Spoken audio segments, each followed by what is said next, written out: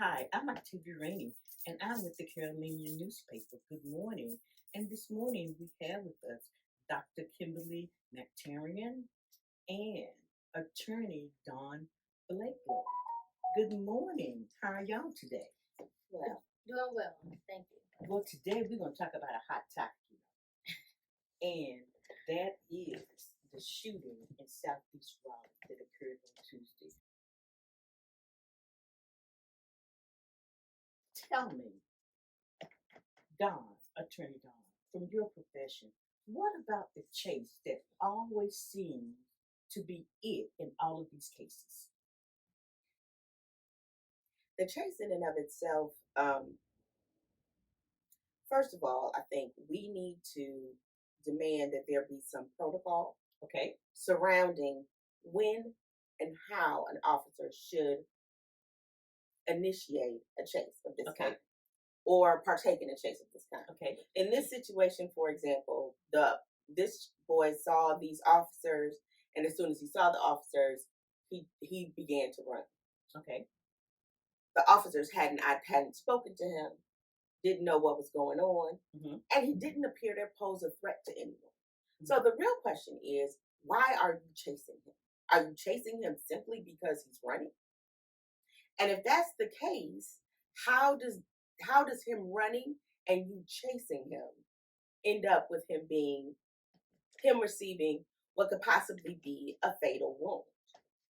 Right? right, I think that we have that Raleigh PD, especially, but police departments all over the country, have been allowed to foster and culture this good guys, bad guys, wild, wild west scenario, right? right, They are learning and reacting to things that they've seen in movies and TV shows, and they have this idea of who they are and this idea of who the people are in the community that they're interacting with, and they're playing that out.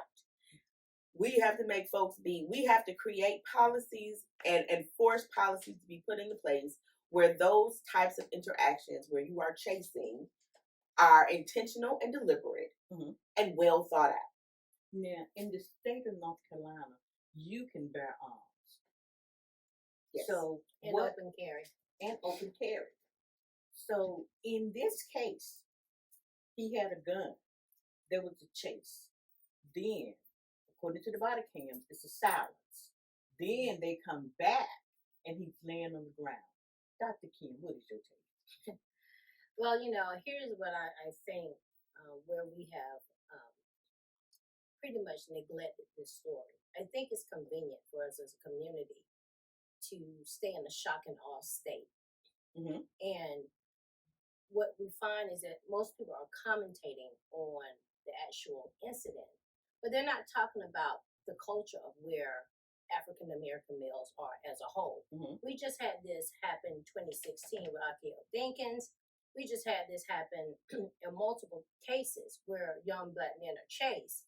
But are we addressing the root causes of where they are psychologically? As in what's making them run?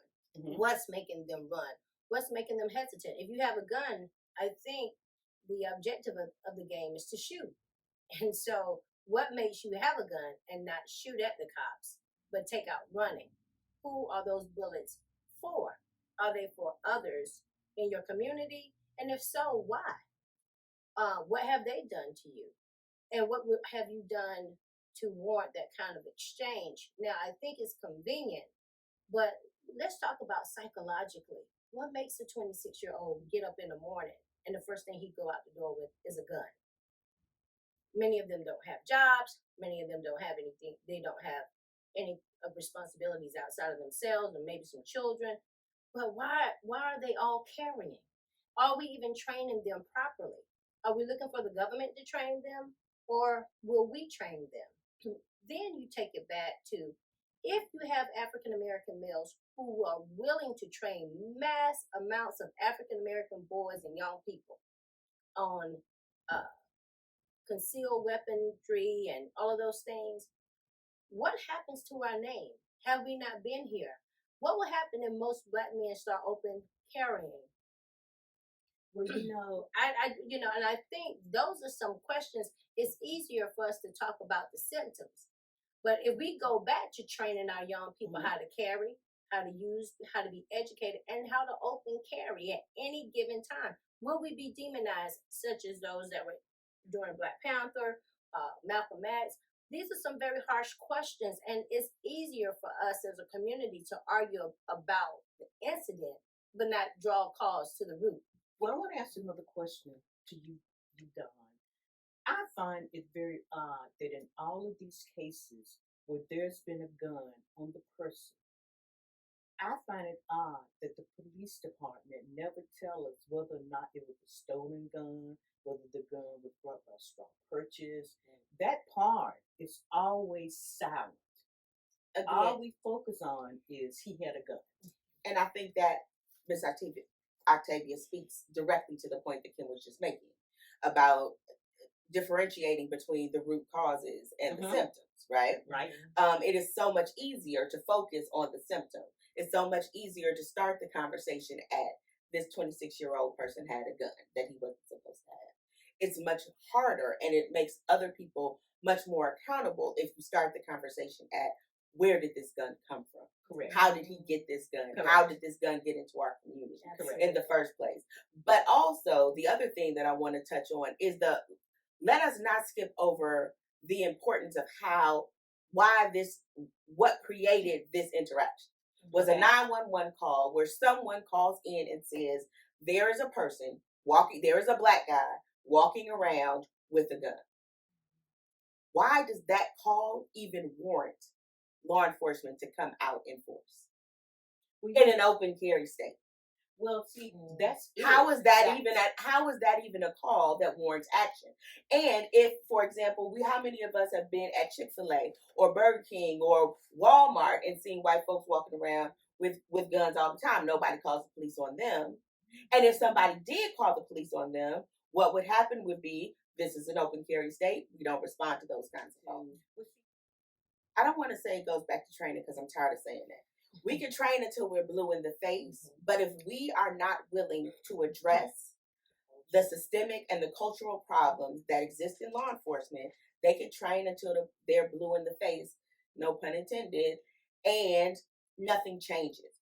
We have got to have our elected officials, the stakeholders who are willing, the people who have the power to make a difference, to acknowledge and recognize that there is a problem, there is cultural biases that exist within our law enforcement agencies that is pervasive and that drives and motivates lots of the things that sets into action many of these situations that end up badly.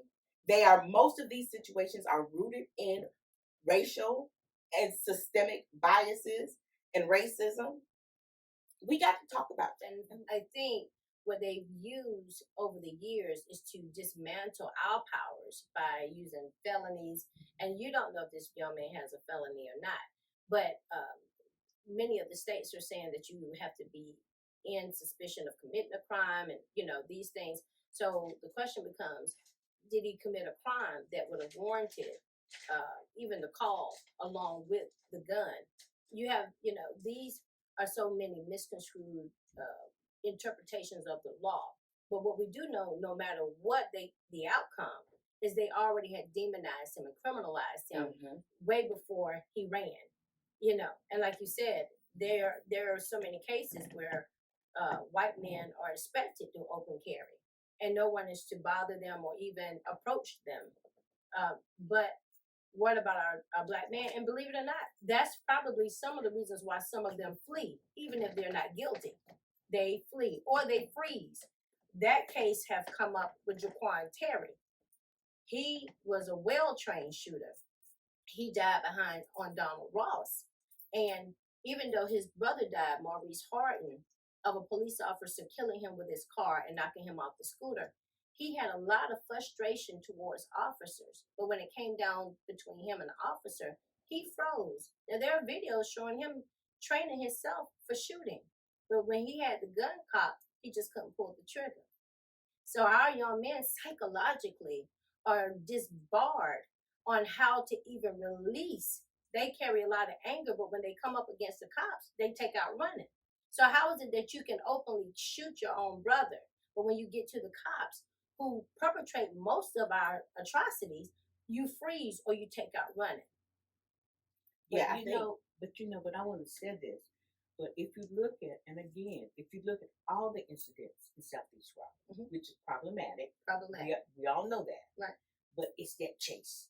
No, I It's agree. really the chase. and again, I think it It's the goes back chase. but again, I think it goes back to everybody being honest about what these issues are and the cultural perceptions and the cultural norms that exist. These boys and girls and women and men that run, black children that run from police officers, there is nothing irrational about them running. They run because they are afraid. And their fear is warranted because statistically, what we know is that they do not have the same opportunity of being treated fairly or humanely as their white counterparts do. It is not irrational for that child to run when they sees the law enforcement because law enforcement poses a real threat and danger to him. The problem is that not that they need more training, the problem is that they need different training. The problem is that we need a different set of screening to determine which officers should patrol which areas. Okay. We need a different set of screening about what makes you psychologically and intellectually qualified to be given a gun and patrol our cities and our children, and to be charged with maintaining order and avoiding chaos. We need and this goes back to what we need this civilian review board to be able to do. Okay. They need to be able to be a part of hiring decisions. They need to be able to be a part of firing decisions. We need to be able to look at what this person's record is in other law enforcement agencies where they've worked. Do they have a problem interacting with minority communities? Do they have a problem being overly aggressive? Do they have a problem with abusing the power and abusing the authority that they have? So we do, yes, this is an issue of training, but this training needs to be entirely revamped.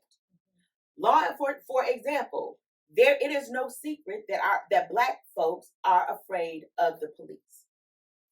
Okay. How hard would it be for you to create a training program for law enforcement officers to meet the community where the community is?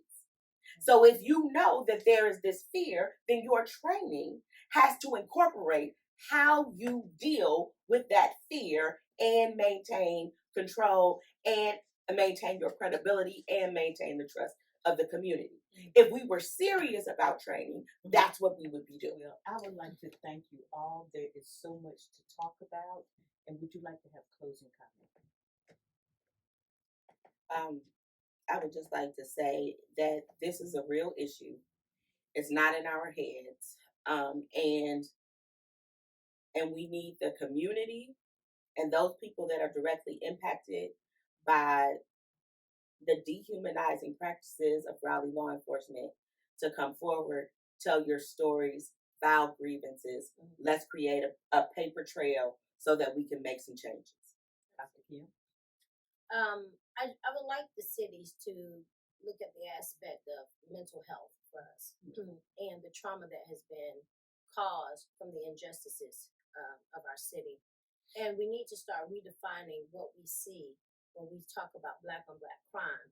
There's a difference between homicide and suicide. And most of what we're seeing amongst our own young people and even our elders is a form of suicide because we are so in desperation. We are losing at enormous rates economically, physically, in so many other areas. I would like to make sure that we are defining for our communities what it really is and not dictated to in the terminologies of the marketplace of America. Good ladies, thank you very much and have a very good day. Thank you.